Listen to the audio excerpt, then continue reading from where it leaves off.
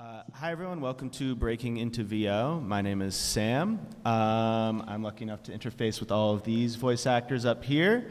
Starting with Cory, why don't we introduce ourselves? Yeah, what hi. people can hear you in? I am Cory Yee. As you know, I'm a voice actor. I'm most well known for Goro in Genshin Impact and Akito in Ghostwire Tokyo, among other stuff in like anime roles and stuff. So yeah, I think that's enough. Hi, I'm Yatco. You probably have heard me as Raiden Shogun in Genshin Impact, or Nobara Kugisaki in Jujutsu Kaisen, and other things. Hello, I'm Marcy Edwards. You maybe have heard me in Blue Period as Yuka, and in Black Desert Online, and Fantasy Star Online too. I swear I can talk. Hello, I'm Kaiji Tang. In gaming, you may have heard me as Ichiban Kasuga in Yakuza Like a Dragon. Thank you. I think they've heard of it. I'm in most fighting games, and in anime, I do voice Satoru Gojo from Jujutsu Kaisen. Yeah. And you don't hear me voicing anything on purpose. All right, so to start this off, this is going to end up being mostly Q&A, but we're going to start with some of the most rudimentary questions that they all hear on a daily basis. These are not meant to deter anyone. Again, this is just what we all hear very often. So Marcy, we're going to start with you. Okay. The question is, people have always said that I make a lot of funny voices. Does that mean I'm ready to be a voice actor? No. Next question. Elaborate a little bit, yeah. So if you're able to make like silly voices or do impressions, that's great. It does have a useful spot in voiceover, but it will not get you cast. You have to the second word in voice acting is acting. You have to be an actor. You have to understand acting, take acting classes, even if they're not voice acting. You just have to get good at acting. Like, that's A1. So if you can do silly voices, you can do impressions, great, back pocket. Yeah. That's not first and foremost. It can't be. Very few people make a living even doing impressions. Yeah, it's like, if you can do a really good SpongeBob, we've got that guy. We've got SpongeBob, right? Weird. There's That's already great. That's one. great. Yeah. It's like, I love your SpongeBob impression. Can you make me cry with it? Can you make me enrage with it? Can you make me feel something real? That's when you know you're ready. And I'll actually add on, this is a good point, that I get a lot of submissions from people saying, I'm your next Tom Kenny. I'm your next Fred Tatasciore. Which is awesome, but we have a Tom Kenny. We have a Fred Tatasciore. And we'll just book those people. We don't need to book you. Ballsy. Yeah, I get a lot of those, yeah. So, so just to keep that in mind when submitting for agents, it's not really a great move. Cory.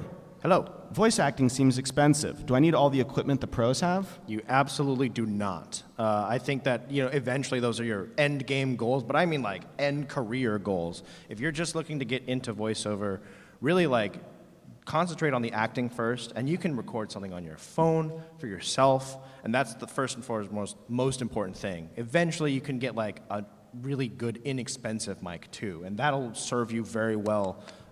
Just to get started with, just to see if you even want to do this as a living, as a career. And that's the most important thing. It's just focusing on the acting like Marcy said. And you'll keep upgrading as you continue in your career. Like I just upgraded, What'd you just get?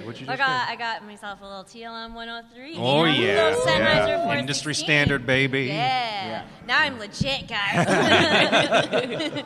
But Anne's been working so much without those tools because with a solid, because her acting is the most important thing. And now that we're going back in a studio, it's less important, but still having a good recording setup at home. I mean, honestly, a space is more important than a microphone too.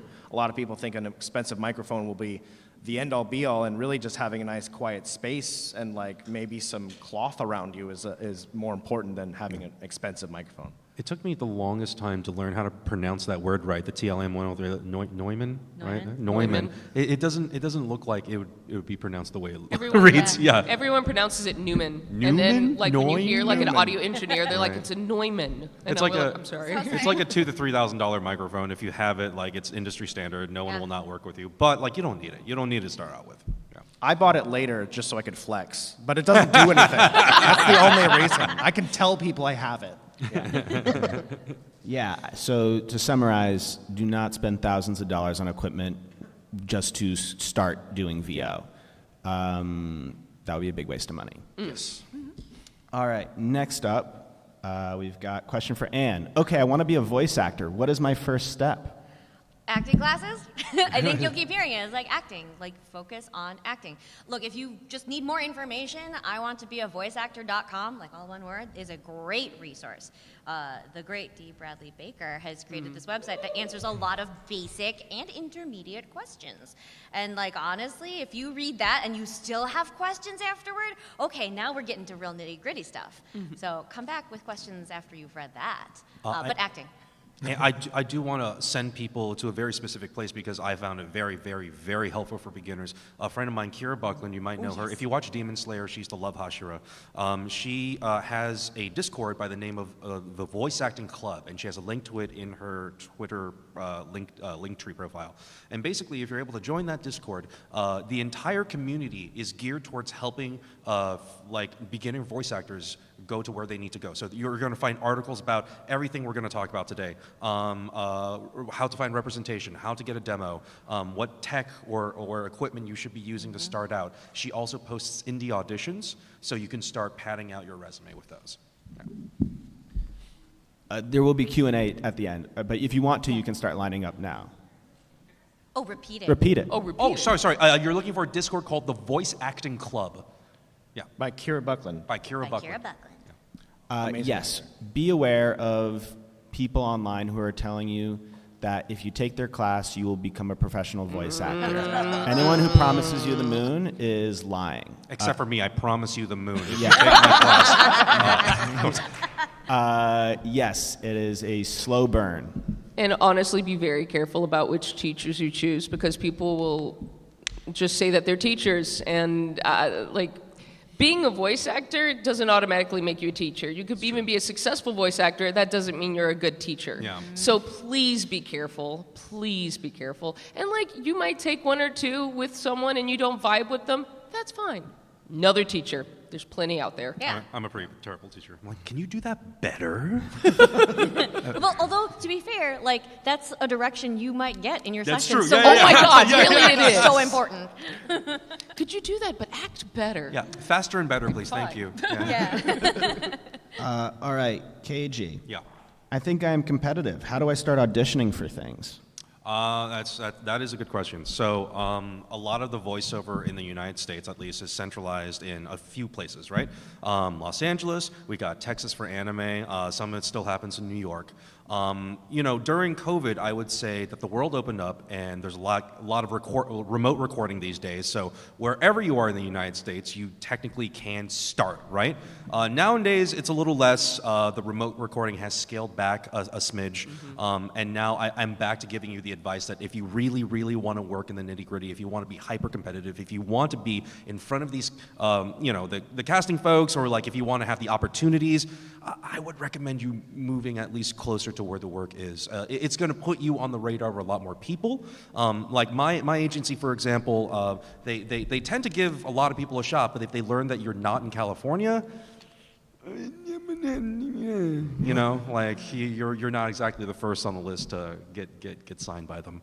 So move to where the work is, continue to grind and own your craft. Get feedback from acting peers. That's actually really important. If you have acting peers, right, and you perform something for them, just pick their brains. Like, hey, did you feel anything? Did I make you even feel like a smidge of emotion?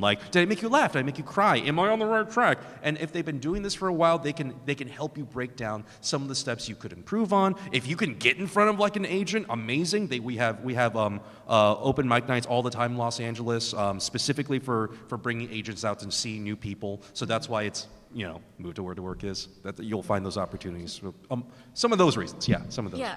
Counterpoint: there are people who have full careers working remotely. That's true. Yeah. But that will require you to open up what it is you're trying to do in voiceover. Yeah. If you're looking for work in areas that are more narrative based, so animation, anime, video games, that kind of stuff. Yeah, those 3 locations are going to be where you really want to be at. But if you're open to working in anything in voiceover, you've got commercial, you've got promo, you've got industrial stuff, medical narration in general. Like, there's so much work out there. There's so much text out there that needs to be read. If you can market yourself, and it's a lot of self-starting, you have to be your own business. Doing cold calls, and this is stuff that I don't like doing. But like, if you can do that for yourself, you can make a career for yourself doing voiceover. It just requires a lot of work. Yeah. Work. Fantastic. Yeah, just to add on to that as an agent, it's really good to be good at all areas of VO.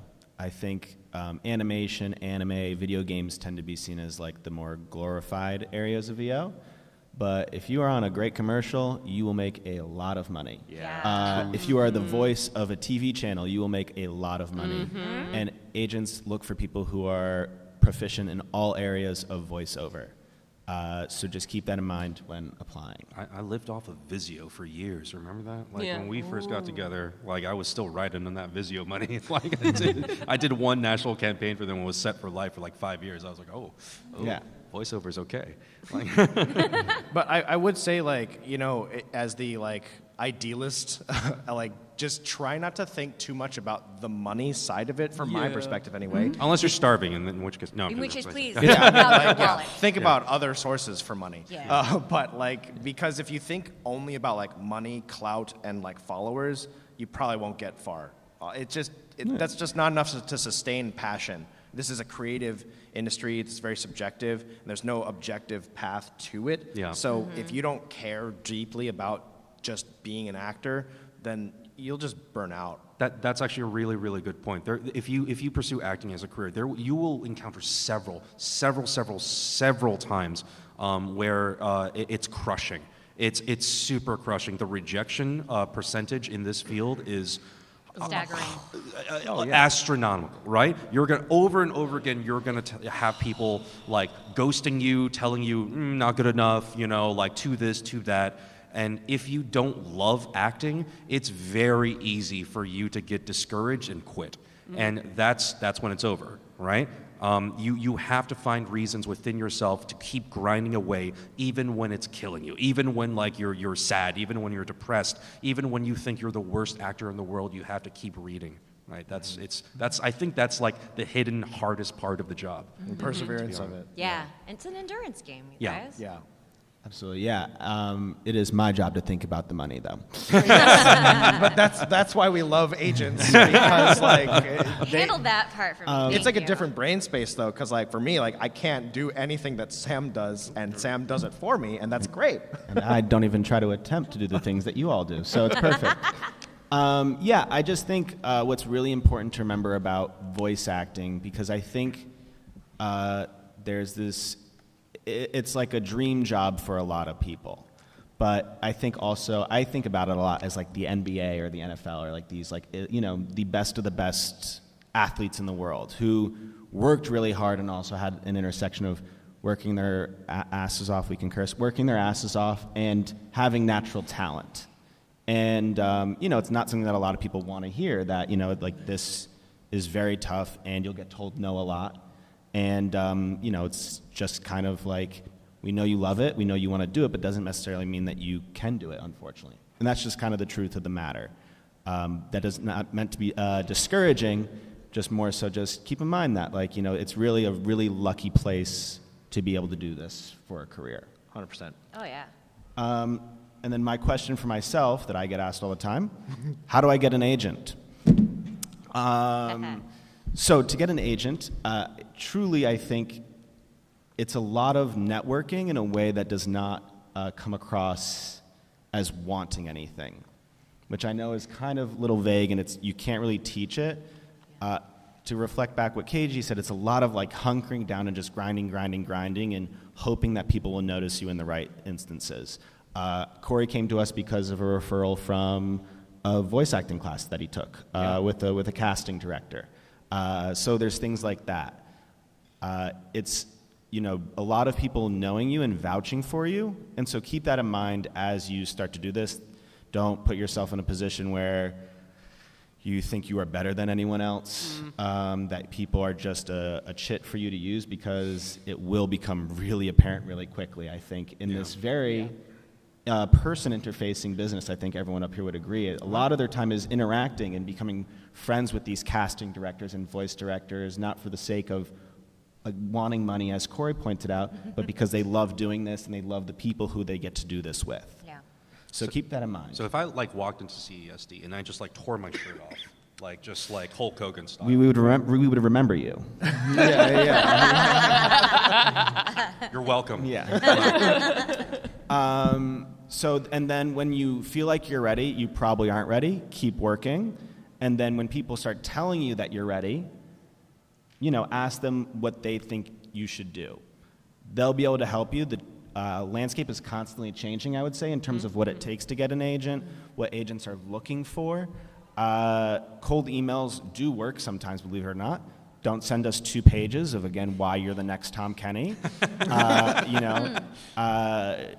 It's, concise. I get probably close to like 500 to 1,000 emails a day. So keep in mind, That's insane.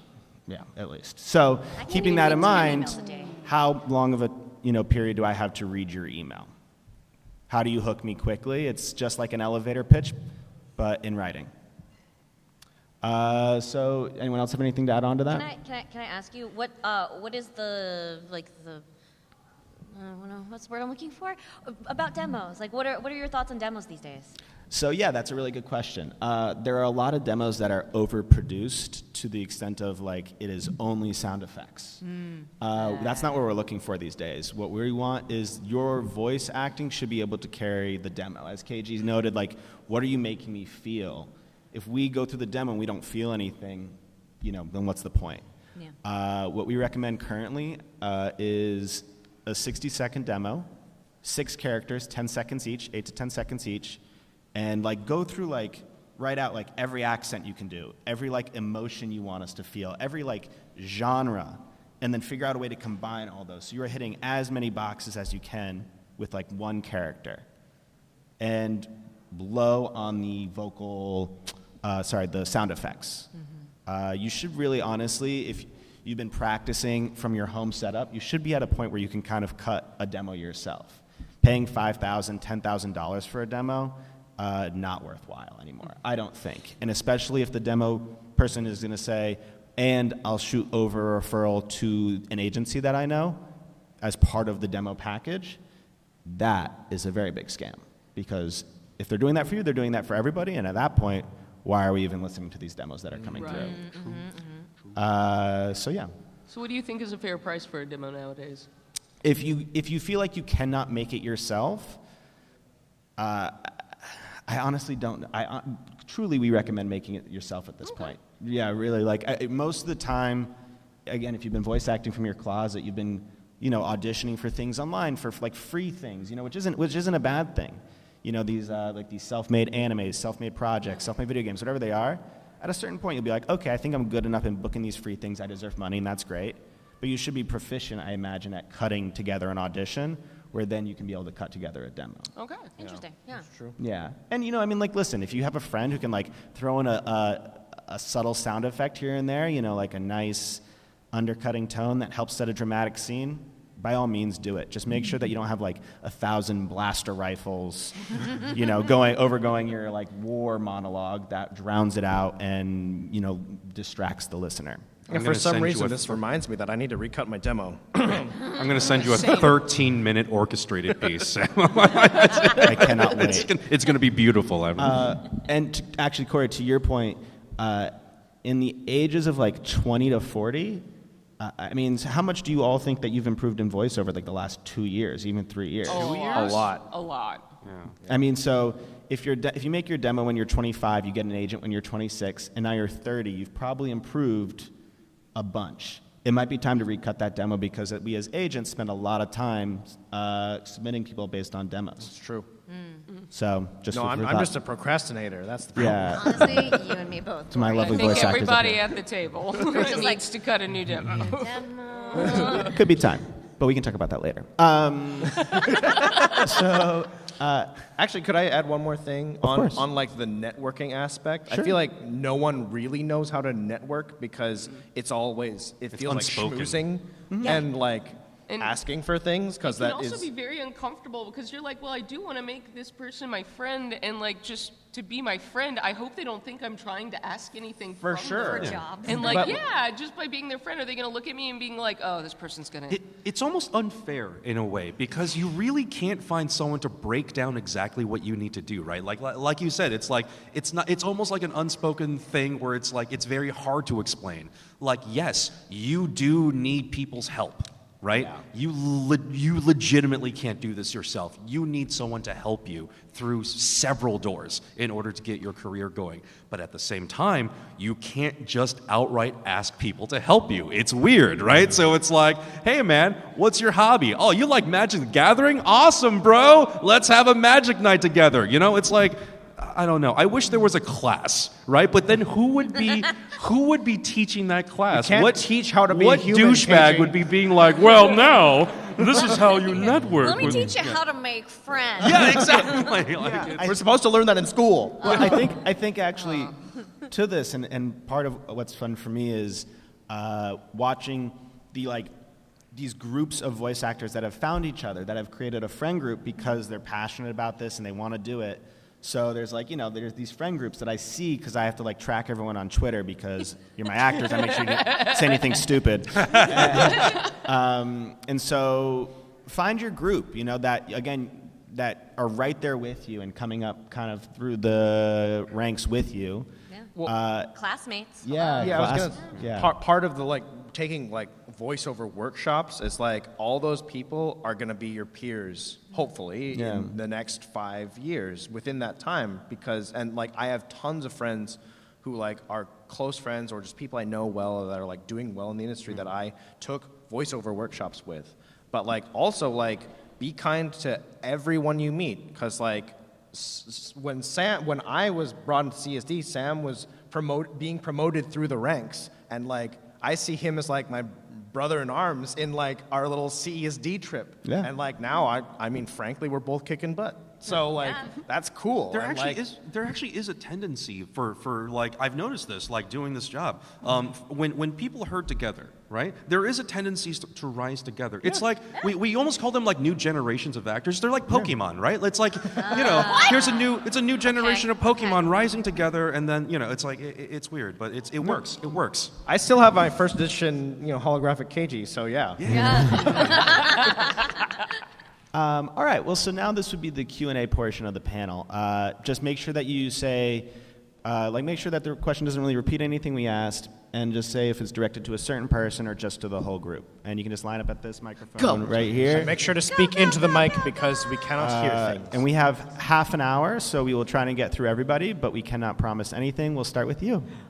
Since we were talking about demos earlier, how do you feel about background music in your demos? So again, I think you need to think about what the music is doing. If it's enhancing your demo, then great. If it's helping set a scene, sure. If the music is the focal point of the demo or at any point taking away from the voice acting, be really conscious of that. Again, people are listening for your voice, and the really trained casting directors and agents listen to a lot of demos all the time. So I would say you don't need a ton of music. Yeah, I'd say, again, if it helps set the scene for the first 3 seconds, 5 seconds, that's great. But make sure that your voice acting is the focal point. Hi. Hey there. So, to Kaiji, Yes. do you have any good story about playing Ichiban in Yakuza? Because that's really a good role. Do you have any good stories related to that, or Stories about Ichiban and or what stories relate to that voiceover? Was there any good story about that, or anything interesting or funny, or what? funny things that have happened during the recording process. or anything like that? Just good stories in general. We had a ton of hilarious shit happen actually. I eat Panda Express now because of that game, and I'll go into why that's okay. So, so Greg Chun, voice of Namba, right? right? But also Yagami in Judgment. Yes, yeah. Amazing actor. Can compose an entire song in like 10 seconds. He's a musician. Yeah, he composed Judgment really Superstar. He freaking composed good Judgment musician. Superstar. He's Honestly. incredible. He's one of the most talented people I've ever met. Does not like Panda Express, and I found that out about him, right? So me and the clients from Sega, we started pulling little pranks at him, on him. So while we were recording, right, every time we found a Panda Express while we were driving, we would go order something and then tag him in it and be like, hey, thanks, Greg, for the recommendation on the authentic Chinese food, like, you know. And we did that so much that by the end of the recording session, I grew a taste for Panda Express, and now I eat Panda Express. So really, the joke's on me. Yeah. Thank you. Thank you. Yeah. Looking forward to Infinite Wealth next week. Thank you so much, man. Me too. Hello, this question is for Kaiji Tang. So, regarding your experience on the Like a Dragon series, how did it compare working with Daryl Kuriyulo, hopefully I pronounced that right, as Kiryu versus Young Ya as Kiryu?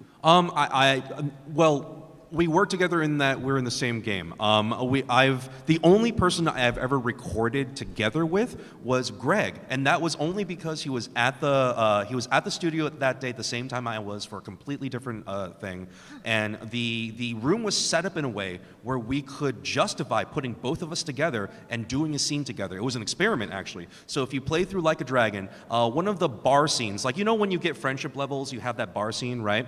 The bar scenes I have with Namba, they were in the same room. So they came out sounding a little different, right? A little more natural, a little more cohesive. And I wish we had the time to do group recordings for video games. But dude, if you want your games released in any sort of time, right, we have to record separately. Trying to schedule actors together is like herding cats. Yeah. It's like a gentleman put it to me earlier, hilariously. It's like trying to find a gaming group of 30-year-olds. It's impossible on the best of days, right? So that's why we record separately.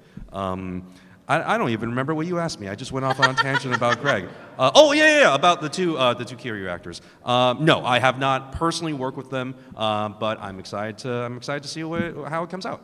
Yeah. Thank you very much. Thank you.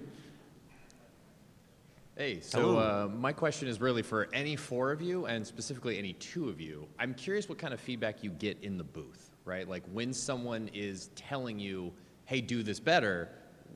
Like I'm interested to see like what that actually feels like in the moment. Direction. Yeah. Oh, direction. I mean, we get all sorts of stuff. You know, sometimes it's as fast as just like, all right, now end the scene. Like that's some of my favorite direction. Like put a button on it. Yeah. Put a button on it. Put a button on it. Yeah, like because that's what it needs to be, and it's very simple. And it instantly tells you. Other times it's like you're waxing poetic for like 5 minutes and you don't even remember what you did last. Yes. So like that happens too. But yeah, if you guys want to. Yeah, I mean, it depends on the director. Every director has a different style. Some are just, if you're, especially with like live action dubs, we gotta move through this. So it's honestly a thing of, I just need you to get through this line faster. I need you to hit this like mouth opening and then the rest. Sometimes it's very technical, and then sometimes you have the time to really dig into a character, and it's like, okay, we want to straddle the line between like being too sentimental and then also just kind of like barreling through this emotion. So then that might take a few more takes, and you'll kind of like tweak it here and there until you get to the right thing.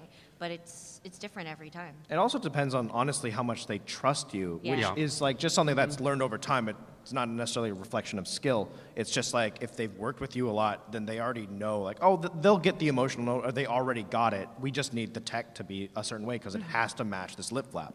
So that's definitely a big aspect. And if you're hearing the same feedback consistently in the booth, my guess is you're like, oh crap, why am I hearing this so much? I gotta figure that out and adjust so it's not a problem for me anymore. That's true. Yeah. Some of the best directions will come from, like, if you've worked with a director for years, right, and you're comfortable with each other and you can be snarky with each other, oh, it's so much fun. Like, that's when you get the stuff like, could you, like, do that better? Like, like, you know, like, it's just... Suck less. Yeah, and then you can be like, can you direct me better? Like, what? If I understood my motivation, yeah, then I could. Thank you so much. Thank you. Thank you.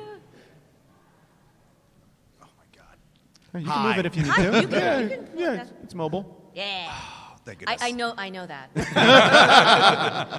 All right, so I am a year and a half away from retirement. Oh, hey! So that's good. So I'm still trying to figure out what I want to do to grow up. The things is it's like, what can I do before, coming out of retirement? And it's also, is there any better resources to try to get into this field, or is it just not existent because of how competitive it is? Oh. I've actually. I Never genuinely don't know. No, I feel like who would be Everyone's like a looking good at Sam resource? like, Yeah, I mean, I don't think there's any veteran-specific resources. I mean, I can tell you that sometimes we do get commercials that are actually looking for a retired officer or someone that was in the Army. So there's a niche there that can work. But I'd say, unfortunately, it's all the same route, through I want to be a voiceactor.com and the same kind of steps. Though I will say, if you do get in with an agent, right, it becomes much easier for them to pitch you for Call of Duty. Yeah. That is for 100% Yeah, sure. for right? anything that requires knowledge that Yeah. you have that base of, even if someday if you're interested, mocap probably might find that Yeah. useful. Yeah. We know a lot of Knowing how to veterans who hold do a that. weapon. Exactly. how to properly yeah. hold a gun. So if you and- do get in, you have a lot of leverage. Yeah. So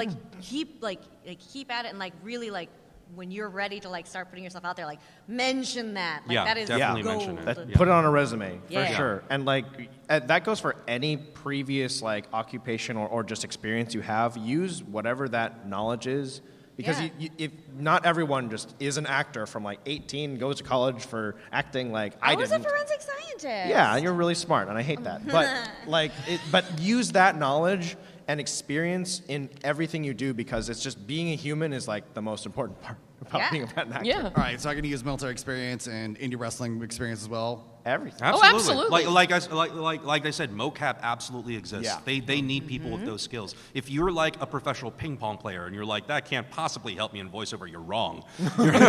You're wrong. And you'll beat out wimpy nerds like me for that, so that's great.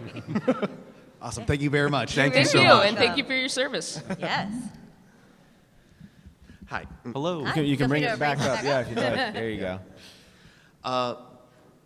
So obviously when starting out and you're not getting that much work out first, obviously expenses, bills are a hard thing to deal with, and usually acting tends to fall into more on the hobby side as a result of that.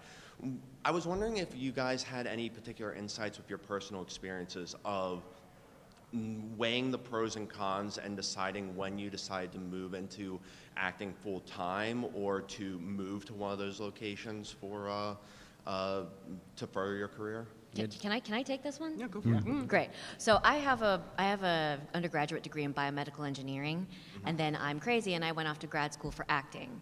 And then when I realized that student loans are a real thing, I went and found a real career as a forensic scientist for 7.5 years. But the whole time, even while I was doing a day job, I was taking acting classes, I was taking improv classes, sketch comedy, voiceover classes. I cut a reel. I started putting myself out there in what limited capacity I knew how to do. And so I was building my resume very slowly over the course of 7.5 years. So you can do it. Obviously, make money, pay your bills. Please, God, pay your bills. But if you have the desire and you know that that's something you really want to do, you will find a way to do it in whatever capacity you are capable of doing at that time.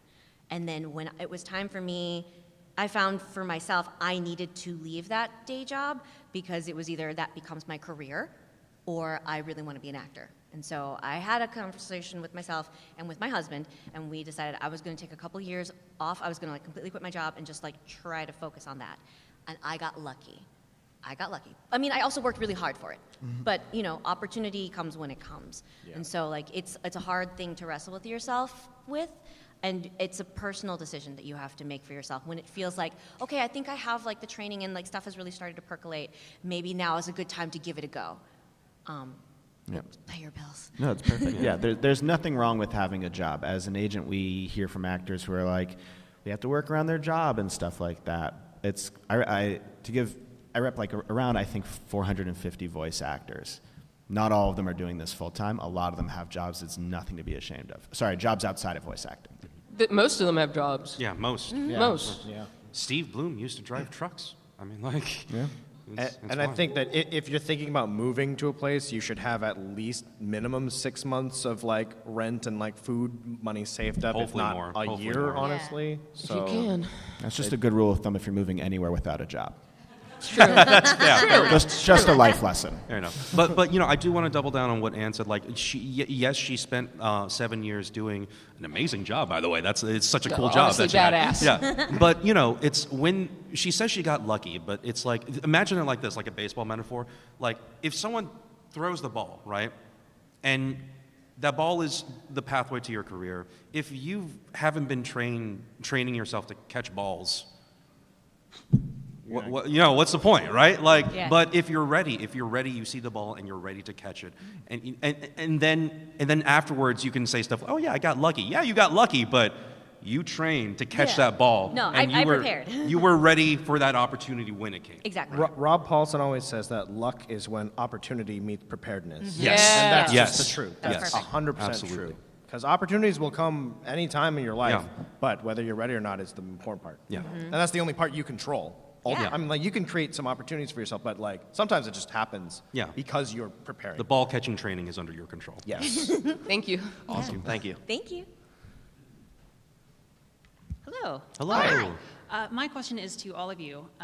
How do you go and curate your monologues, and is it beneficial to pivot away from animation and video games and, pick up that copy of Macbeth off the shelf and do a monologue from there for your reels? This feels very theater. I love it. Yeah, I haven't had to I was memorize like, a monologue in years, actually. I'm sorry. I remember when you had to have 2 or 3 monologues in your Me pocket too. ready to go at all Yeah. times. I could not tell you a single one No, of my yeah. monologues. Not a one. Wow. I had the Mark Antony one like memorized Oh, for I had like Joan a of Arc. decade. So yeah, I don't know if You that's don't have to in voiceover. We rarely get the scripts beforehand, and we just most of the time it's cold reading. So they Yeah. give you the script as you enter, and they're like, "All right, go." Yeah. Yeah. But Yeah. specifically to demos, though, I mean, yeah, if you got a good monologue, that might be Well, I mean, useful. but maybe From not the what's- whole. Maybe not the whole, but like a Sam a was small saying chunk of 10 it. seconds 10 per seconds, character. yeah. You're not going to get much. A lot of A times- soliloquy. A soliloquy. Yeah. Much A lot better. of times people will write stuff that is tailored to what exactly that character they're trying to achieve. So it's a lot of people have very customized demos. Some people will pull. Some people pull from existing material. And I don't think that's recommended, right? It's not for, really for recommended. demos, you shouldn't. You'd be like, this is clearly Shakespeare, and they're gonna know. Or Yeah. don't pull freaking Luke, I am your father. They're Yeah, gonna Right, know right. that you didn't do don't that. put SpongeBob in your demo. That 2-month-old Arby's commercial you saw. But I mean, those don't. but look, those can be good jumping off points for the customized material for your demo. Yeah. But Yeah. but for VO, we don't memorize much. Nah. It's only for performance capture. Yeah, the Yeah, only yeah, time in mocap. VO when you're memorizing lines is, for example, if you're doing let's say you're doing a AAA video game and they hook the head stuff on you, the little camera stuff on you, right? Okay. And then there will be some cases when they ask you to prepare a scene in advance because of the tracking, right? They don't want you reading off the page. If they want to capture your eyes being in the moment, then yes, they will send you the script one night before, and they're like, if you could go ahead and memorize these 3 pages first, that'd be great. So that's when you have to work Yeah. Yeah. Thank you very much. Yeah, Thank you.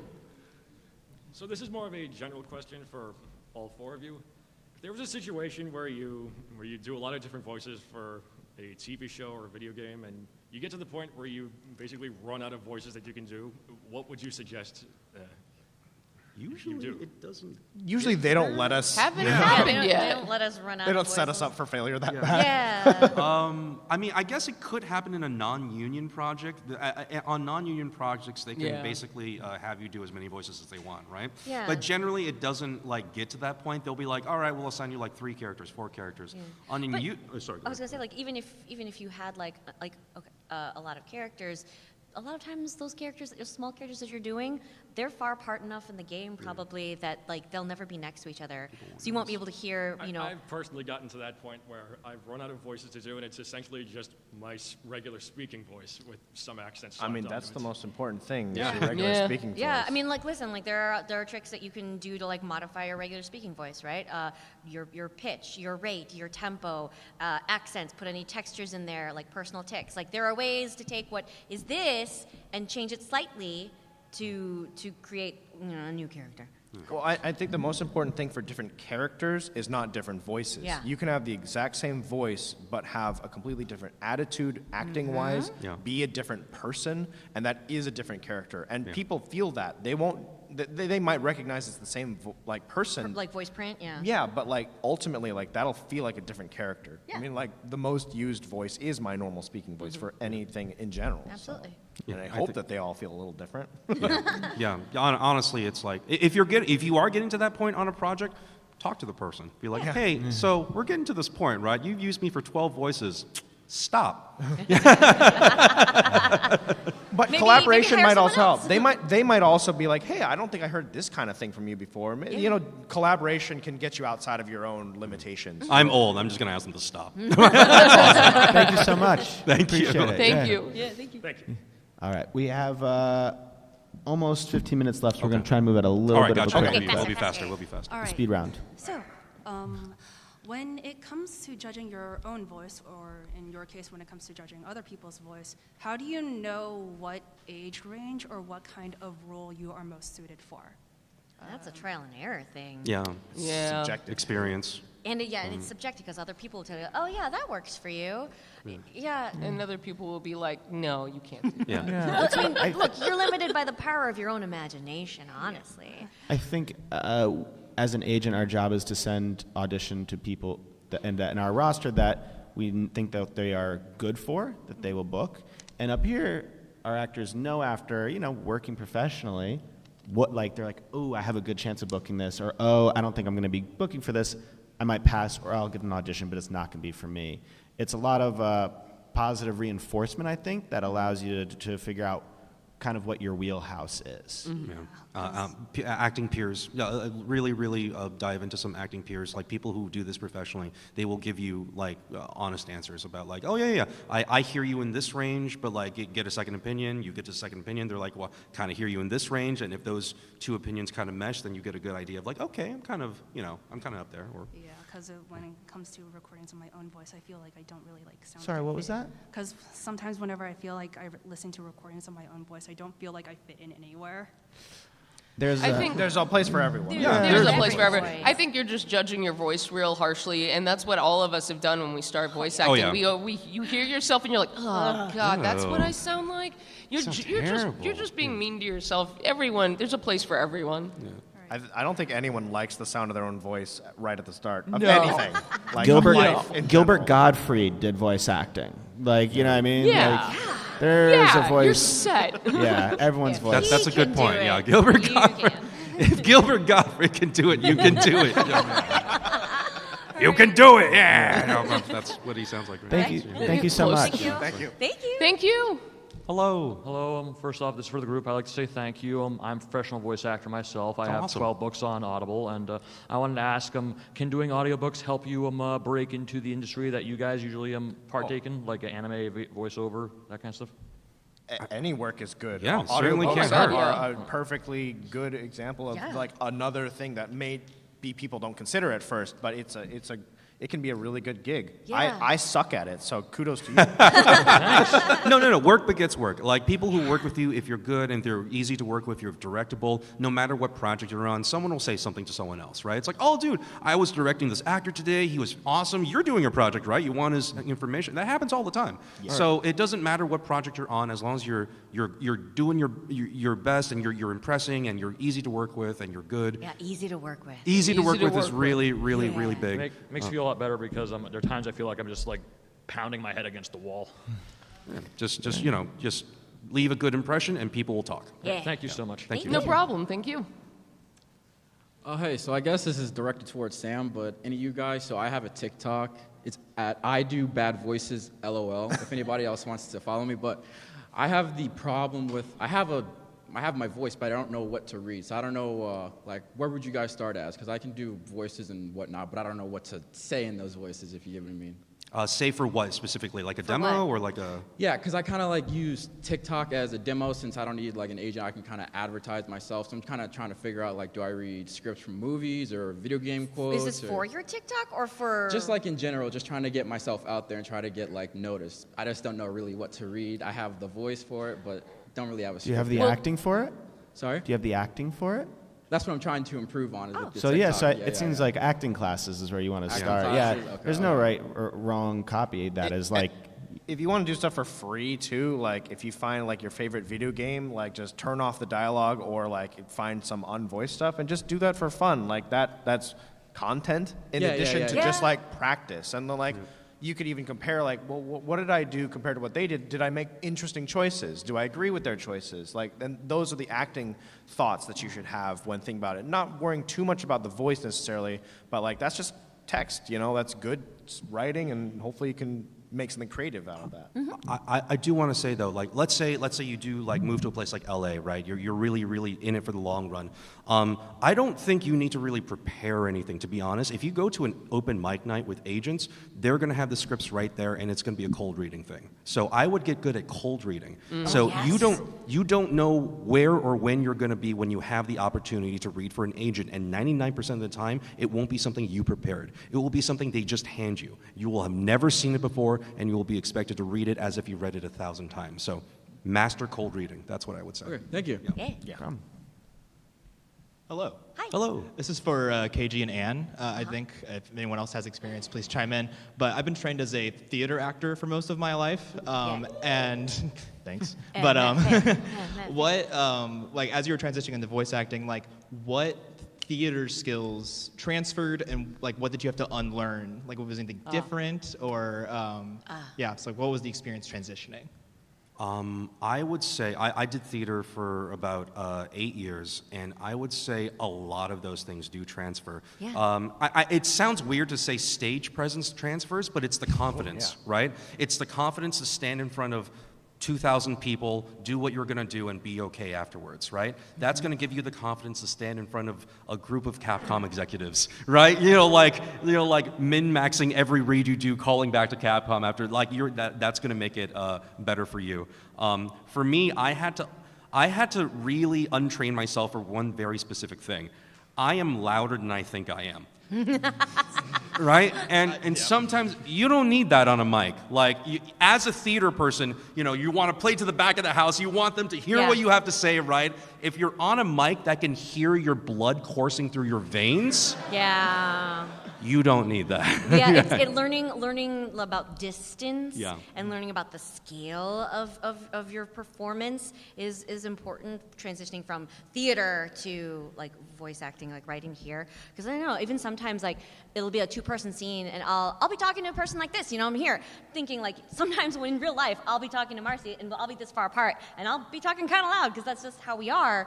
But then I'm in the booth and the director's like, "You're like literally right next to them. I need you to be like half that." And I'm like, "I'm sorry, I live very loudly." But so many of those skills are so easily transferable. Like, I don't know if you took like voice and speech classes. My God, it's everything. One thing I would say though is that like every once in a while you'll be on a project where they really want you to have like more like muddied up consonants. So unlearning proper speech so that you can use it whenever you want is also a really good key. Yeah, that's such a weird one too. Unlearning the skill set that you taught yourself so you could be understood, right? That took me a while too. It's like, what do you mean you don't want all the consonants? You don't want me to speak perfectly? What do you mean? And then you're what like, did I spend my money on? Oh yeah, people don't talk that way, huh? Like, yeah. Great. Thank you so much. Thank you. Thank you. We have 10 minutes, by the way, so let's try to go. Okay, sorry. Oh my God. We're the ones who have to go faster. I'm so sorry. Hi, this is for any of y'all. So, in the interest of being more productive and less obnoxious, do you have any advice on like cold calls, cold emails, trying to get yourself in front of the right people, but not being too much? Oh, yeah. I really do recommend workshops that will surround you. You can learn and just go in to learn, but if you have a genuine love for learning, they'll also see that. And like just keep learning and then they will notice. Like, but putting yourself around professionals through those means is good. I mean, it can be costly a little bit, but like that's what I recommend. Yeah, with cold calls and cold emails, it's like I don't know what the answer is, but there is a line that you're writing between like reminding them of your presence, but also not being a bother. So just kind of feel that out. Like several months should go by in between any pass. It's a very hard balance. Yeah. Also, Sorry, go ahead. I hope that we're all using cold calls like kind of as in the very like no one's calling anyone, right? Like No. These aren't literal calls. Don't actually call. I them. did have someone. I did have someone call me once. No. So don't call anybody. That's also advice. That's like good just advice. That's good email. advice. Sam, that was me. I don't know how they got my cell phone, but it was not cool. So don't call anyone. Email them. Yeah. Thank you so much. Yeah, thank you. Hey guys, I'll try to make this really quick. For context, I run a YouTube channel. I've been doing it for like 10 years, voice acting. And there's a lot of voice actors I know that come from like YouTube, like Young Yeah and ProZD. They kind of make their content. So is there like a place where you've already established yourself as a bit of a person who has a voice, and then you try to transition out of one industry, that being like YouTube, and then going into voice acting? Is that the same type of path, or do these guys do something different? Well, listen, here? I was in classes with Yang Ye in like 2018. Like Yang was taking classes. Yeah. You know what I mean? I'm sure I don't. Alejandro's been taking classes Alejandro's been and taking classes working forever. but also Yeah. done a ton of content creation and still does a lot of content creation. So yeah, it's still the same fundamentals. You have the added advantage of having a presence already online. Yeah. Now just go back and make sure the other half of that is like ready to go. Yeah. And sorry, go ahead. Oh no. Well, I was just gonna say, like, I've heard anecdotally that like that isn't necessarily a positive thing to have a huge audience in that space. It can be. It depends how you utilize it, and like, but Depends on the you audience. can't just like leverage that into becoming an actor It's for not an everything. automatic. Like that. That's what I was- that does happen sometimes, and it's mostly turns into bad projects. Right. So like, it always comes back down to the acting fundamentals and just putting in the work, doing the professional thing. That's the only way you're going to work with professionals. I've legitimately been in situations where I overheard people who do casting, and they're like, "Oh crap, this YouTube person is," but only because, right, in their heads, like, I have to deal with YouTube drama. What if they bring in a toxic audience? What if they're known for Images. whatever bad thing online? That is considered.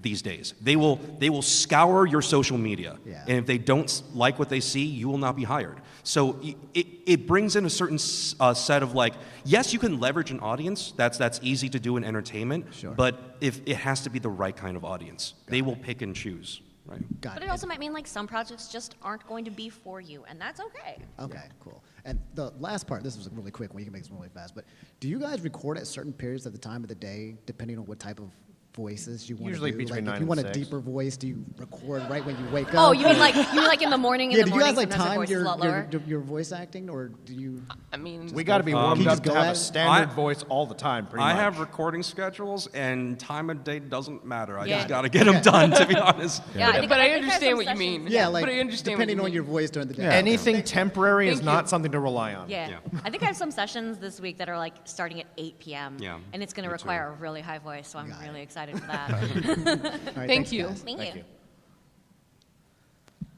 Good afternoon. Afternoon. I have a question for the collective. I'm just curious, day to day, what do you do to take care of your voice and make sure that you are always ready to perform? Drink I lots don't of talk. water. Literally, I don't talk. I drink hot tea. Don't talk. And Yeah. Yeah. Always a lot of water in general. just a good warm up, a good vocal warm up, especially when you know you're going to be doing a lot. Like a nice, good, long vocal warm up is always good. Sing You know- scales. I'm bad. The only time I warm up is if I know I'm going in for a war game. That's Because then, yeah. because if I'm going to be doing a That's lot the of most important screaming, time, too. then I'm going to definitely warm up my voice for that. Because if you don't warm up your voice and you go in for a war game, you're going to shred it, and you might shred it anyway, but you're going to shred it, and it's going to take a lot longer to recover, and it's going to suck. Yeah. Yeah. I see. Do you have any specific resources you could recommend? Singing scales. Yeah. Yeah, I do a singing warm up all the time. Yeah, singing scales will do you just great. It's And there's simple, a but lot it's- of them on YouTube. It's everything you need. It's simple, but it's everything you need. Yeah. Thank you. Thank you. I have a question to ask all of you, if that's all right. Uh-huh. When you get better at ADR, how do you practice for that? Ooh, that's an interesting question. That is So when I was first started on ADR, I took classes, of course. Tony Oliver offers a really good one. Mm-hmm. But for me, like I was watching anime anyway, so I turned off the volume and I just It's great dubbed over the practice. subs. Yeah. I learned by doing. I just got thrown into it. Yeah. I see. Well, thank you very much for answering my question. Of Yeah, course, there are thank you. sometimes specific workshops too you can find. Yeah. I also find that having like a musical ear really helps. Yes. Because you understand timing, that kind of stuff. So, yeah. Thanks. You're welcome. Thank you. Thank you. Hello. Hello. Hello. I have a question for the collective. I like that we're a collective. Yeah, me too. Thank you so much. When I'm at the mic, I'm very confident. I hear the voice, I see the character, and I'm there. But then when I hear the recording, I want to puke. This is normal. This is This is normal. It's okay. You're just at the beginning of all this. This is normal. It will get easier and better over time. So don't worry. But this is normal. Yeah. I mean, But I think a good question to ask yourself is like, why is it making you puke, right? Why do you not like the sound of your own voice? Is it making you feel something uncomfortable? Why is it making you feel something uncomfortable? These are all things you're making other people feel too. So to get a really good grasp on your storytelling ability and your ability to make people, including yourself, feel is a good first step to knowing why. Well, that's really nice answer. That's good. Thank you so much. Thank you. Hey, howdy. Hello. Hi. This question is for everyone. I know during the presentation, y'all had mentioned a big part of this endurance race that is voiceover is keeping up your motivation and your spark and not becoming jaded or upset with your craft. Oh, we become jaded. Don't worry. That comes later. But a big part of that for me at least, probably a lot of others, is not comparing yourself to others, not putting yourself on a pedestal compared to others. Do you have any specific tips on how to deal with that? I haven't been able to not do it, so no, I'm not the person to ask. It's never easy. You're never not. And don't feel bad for having those feelings because everyone does. And I think that is part of the acceptance of just like, at some point, I will compare myself to someone else. Yeah. It's just going to happen. It's part of being an actor. It's part of being human. Yeah. Yeah. But I mean, as cheesy as it sounds, like everyone's on their own journey. No one's actually competing with anyone. Yeah, as much as we like to talk about it, right? Yeah. No one really sounds exactly like the way you sound. So it's really you getting in your own way at that point. Like if we all really thought we're all in the same profession as like Jameson Price, the guy the guy has a master's in acting and you can hear it. You know what I mean? Yeah. Like if I walked into VO and I thought about that day one, I wouldn't be. I'd be quitting. I'd be like, you don't need me, right? Something constructive that might help you, depends on your personality type, is just concentrating on solely what you can control because you can't control what they do. And you also don't necessarily know what steps they took to get to where they are. You don't know their whole story. You only know your own story. And that's the only thing you can ever control. So just concentrate and think about that. Yeah. Wonderful. Well, thank you. Appreciate it. Thank you. Question for all of you guys, because I love hearing stories like this. What's the silliest line you ever had to read but have to deliver with a completely straight face? Oh Like my doing God. everything in your power not to laugh at it. Mine is, please, help me promote my meat. I love it. That's so good. That's so good. I know I've had them. I just can't recall them at the moment. Yeah, my brain is dead. I mean, there's nothing like selling a product on a commercial that you don't believe in. That's it's true. That is true. Not that I don't believe in Vizio soundbars, but oh man, the elegance and the feeling that they want you to put into Vizio. It's beautifully simple. Afterwards you're like. Yeah. Dude, trying to get through legal text Oh, with a straight God. Because you have to say it so fast. Legal text or in industry audio is just. You're reading the industry audio is just awful. I once had to record a project where I was teaching computer students how to fix computers. Yeah. And I had to sound like I was having fun. All right. Thank you so much. Thank you. Yeah, thank you. What's up, man? Hey, so this is a question for all of you. So in terms of long-running franchises such as video games, how does it feel when it comes to when you're replacing an original voice actor that most people grew up with in their youth, or at the very least being replaced by new voice actors in the new generation? that you work so hard, making it your own? It happens all the time. It happens all the time. It's not something that's like taboo in our industry. I think we all sort of have an understanding that you come into a role and the role is passed on because the role is not you, right? Many times the role will outlive you.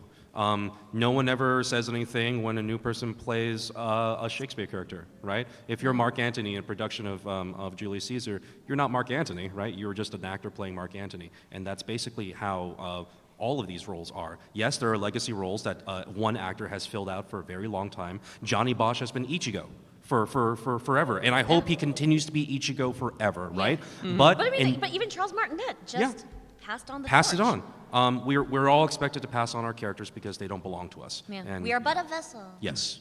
Yes. Thank you so pout for a day and then go over it. But and most of the time, actors will contact other actors and be like, oh yeah, and always ask and be, and ask for the blessing. Yeah, you want a blessing, Thank you so much. Thank you. Hi. Hello. Hello. Question for everyone. Whenever you play a character, whenever you're doing recording or whatnot, how often would improvising play a part into whatever projects you work on, whether it's subtle or a gargantuan amount? All the time. A lot, actually.